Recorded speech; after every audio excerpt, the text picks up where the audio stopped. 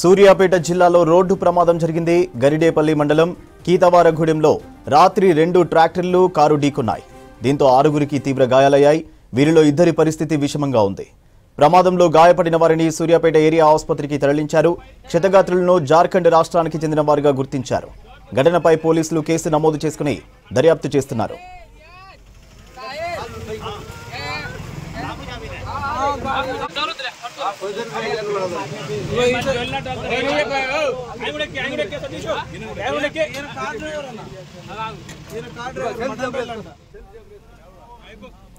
సూర్యాపేట జిల్లాలో రోడ్డు ప్రమాదం జరిగింది.